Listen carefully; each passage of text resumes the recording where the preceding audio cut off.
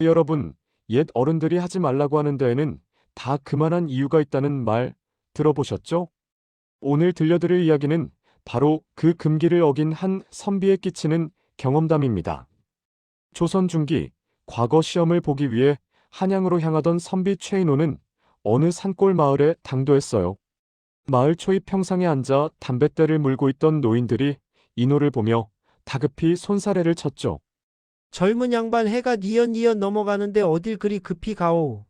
저 앞 고개는 산 사람이 밤에 넘을 곳이 못 되니 오늘 밤은 우리 마을 객주에서 묵고 가시오. 하지만 인호는 마음이 급했어요. 과거 시험 날짜가 코앞으로 다가온 터라 한시라도 빨리 한양 땅을 밟아야 했거든요. 그는 노인들의 경고를 그저 시골 노인네들의 의뢰하는 겁주기 정도로만 치부해버렸죠. 인호는 정중히 거절하고는 발걸음을 재촉했어요. 하지만 고개 중턱에 이르렀을 때 상황은 급변하기 시작했습니다. 갑자기 웬 안개지? 분명 조금 전까지는 맑았는데. 한치 앞도 분간할 수 없는 짙은 안개가 순식간에 산을 집어삼켰어요. 차가운 냉기가 옷깃을 파고들었고 어디선가 짐승의 울음소리 같은 기이한 바람 소리가 귓가를 스쳤죠. 길을 잃고 헤매던 인호의 눈앞에 믿을 수 없는 광경이 펼쳐졌습니다. 칠흑 같은 어둠 속 안개를 뚫고 은은한 호박색 불빛이 새어나오고 있었던 거예요. 그곳은 낡았지만 묘한 기품이 흐르는 외딴 주막이었습니다. 인호는 마치 무엇에 홀린 듯 그 불빛을 향해 비틀거리며 걸어갔어요. 이것이 돌이킬 수 없는 지옥의 시작인 줄은 꿈에도 모른 채 말이죠. 주막 문을 열자 따스한 온기와 함께 달콤하면서도 비릿한 향기가 훅 끼쳐왔어요.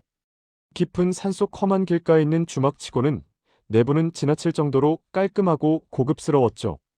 병풍에는 화려한 모란이 그려져 있었고 방바닥은 따뜻하게 데워져 있었습니다. 그리고 그 방 한가운데에는 이 세상 사람이라고는 믿기지 않을 만큼 아름다운 여주인이 앉아 있었어요. 이 깊은 밤에 귀한 손님이 오셨군요. 시장하실 텐데 제가 직접 빚은 술 한 잔 드시지요. 그녀의 목소리는 옥구슬이 굴러가듯 고왔지만 어딘가 모르게 서늘한 기운이 서려 있었죠. 인호는 여주인의 미모에 잠시 넋을 잃었다가 그녀가 건네는 술잔을 받아들었어요. 술잔에 담긴 액체는 붉은 빛이 감도는 투명한 술이었는데 그 향이 어찌나 매혹적인지 마시기도 전에 취기가 오르는 듯 했죠. 인호가 술을 한 모금 들이켜는 순간이었어요. 이건 술맛이 기가 막히구나. 헌데, 왜 이렇게 몸이 나른해지는 거지? 술이 목구멍을 넘어가자마자 전신을 감싸는 기분 좋은 나른함이 밀려왔어요. 하지만 그와 동시에 인호의 시선이 우연히 문창호지로 향했을 때 그는 심장이 멎는 듯한 충격을 받았습니다. 촛불에 비친 여주인의 그림자. 분명 사람의 형상이어야 할 그 그림자가 기괴하게 일렁이더니 9갈래로 갈라지며 춤을 추고 있었던 겁니다. 그것은 분명 짐승의 꼬리 바로 구미호의 형상이었어요. 인호는 본능적으로 도망쳐야 한다고 생각했어요. 하지만 몸이 말을 듣지 않았습니다. 손가락 하나 까딱할 수 없을 만큼 사지가 무겁게 짓눌려 있었죠. 그 달콤한 술에는 신경을 마비시키는 강력한 독초가 섞여 있었던 거예요. 인호가 덜덜 떨며 굳어있는 모습을 보자 여주인의 얼굴에서 사람의 온기가 싹 사라졌습니다. 그녀의 눈동자는 세로로 찢어진 짐승의 동공으로 변했고 붉은 입술 사이로는 날카로운 송곳니가 번뜩였어요. 어머, 벌써 눈치챈 게냐? 조금 더 즐기다 잡아먹으려 했건만 인간의 간을 취한 지가 너무 오래되어 배가 고프구나. 그녀가 자리에서 일어나 천천히 인호에게 다가왔어요. 그녀의 치맛자락이 스칠 때마다 방 안의 촛불이 파르르 떨렸고 방금 전까지 향긋했던 술 냄새는 비릿한 피 냄새로 바뀌어 진동했죠. 이곳은 평범한 주막이 아니라 산을 넘는 나그네들을 유인해 잡아먹는 구미호의 소굴, 즉 식인 주막이었던 겁니다. 인호는 비명을 지르려 했지만 혀마저 굳어버려 컥컥거리는 소리밖에 낼 수 없었어요. 절망적인 상황, 죽음의 그림자가 인호의 목을 조여오고 있었습니다. 구미호의 손톱이 인호의 가슴팍을 뚫으려는 찰나 인호의 머릿속이 차갑게 식었습니다. 공포에 질려 죽느니 선비로서의 마지막 자존심을 걸고 도박이라도 해봐야겠다는 생각이 든 거죠. 그는 젖먹던 힘까지 짜내어 입을 열었습니다. 자, 잠깐. 천년을 산 요물이라 들었는데 고작 배고픔 하나 참지 못해 이리 서두르는가? 뜻밖의 호통에 구미호의 손이 공중에서 딱 멈췄어요. 1000년 동안 두려움에 떨며 살려달라고. 비는 인간들만 보아왔던 그녀에게 인호의 당돌한 태도는 신선한 충격이자 호기심이었습니다. 인호는 그 틈을 놓치지 않았어요. 그대가 아직도 승천하지 못한 것은 인간의 피가 부족해서가 아닐 터. 인간만이 가진 이것을 이해하지 못했기 때문이겠지. 나와 내기를 하자. 내가 내는 수수께끼를 맞힌다면 내 간을 기꺼이 바칠 것이나 틀린다면 나를 살려보내다오. 구미호는 비웃음을 흘리며 그 제안을 받아들였어요. 1000년의 지혜를 가진 자신이 고작 인간 따위의 수수께끼를 못 풀 리 없다고 생각했으니까요. 하지만 그것은 인호가 파놓은 교묘한 덫이었습니다. 세상에서 가장 무겁고도 가벼우며 찌르지 않아도 피가 나고 보이지 않아도 사람을 죽이는 것은 무엇인가? 인호의 첫 번째 수수께끼에 구미호는 눈을 가늘게 떴습니다. 그녀가 답을 고민하는 사이 인호의 눈에 믿지 못할 것이 들어왔어요. 구미호의 등 뒤 주막을 지탱하고 있는 낡은 나무 기둥에 희미하게 새겨진 문양. 그것은 바로 인호의 가문 최씨. 집안 대대로 내려오는 옥패에 새겨진 것과 똑같은 쌍앙문이었던 겁니다. 저 문양이 왜 여기에? 설마 100년 전 실종되셨다는 증조부님께서 이곳에 오셨던 건가?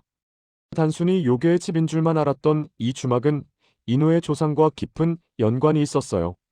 인호는 소름이 끼쳤지만 동시에 이 내기가 단순한 생존 게임이 아님을 직감했습니다.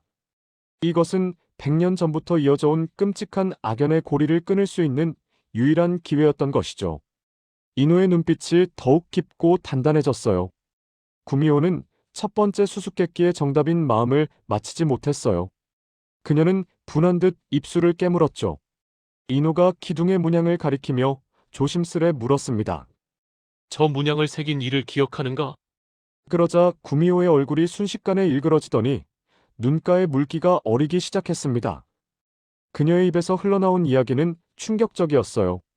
100년 전 한 선비가 이곳을 찾았고 구미호는 그를 진심으로 사랑하게 되어 인간이 되기를 꿈꿨다고 했습니다.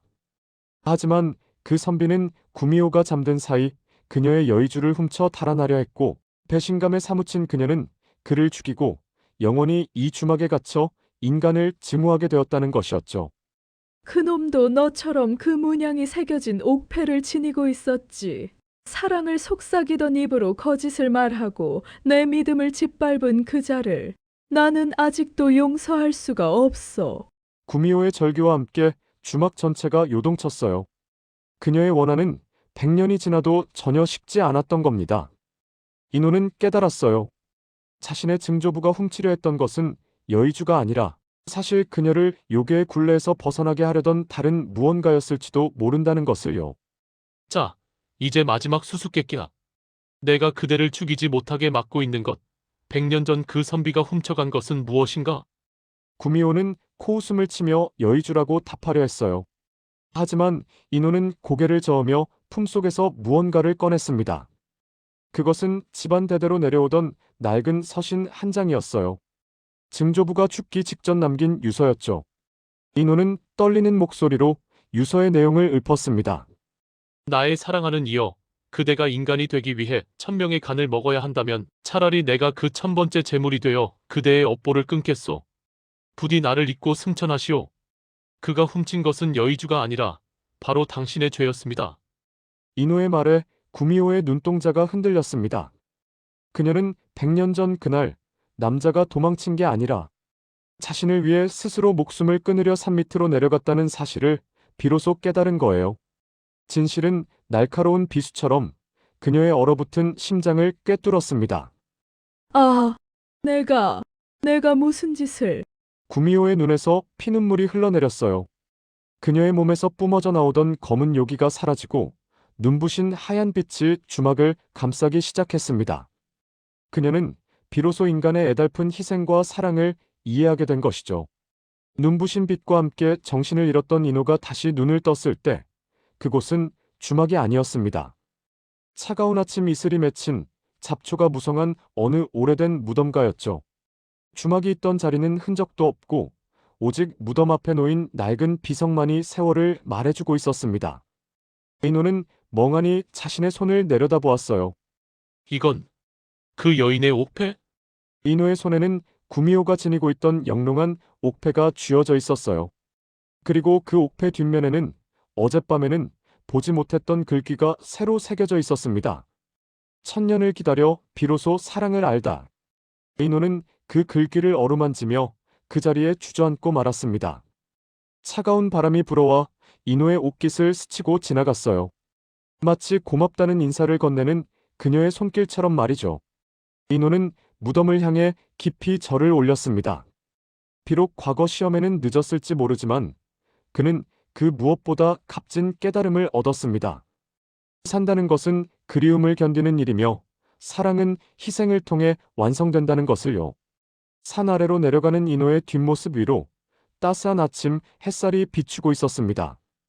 오늘 이야기는 여기까지입니다. 여러분도 가슴속에 묻어둔 소중한 진심이 있다면 늦기 전에 전해보는 건 어떨까요?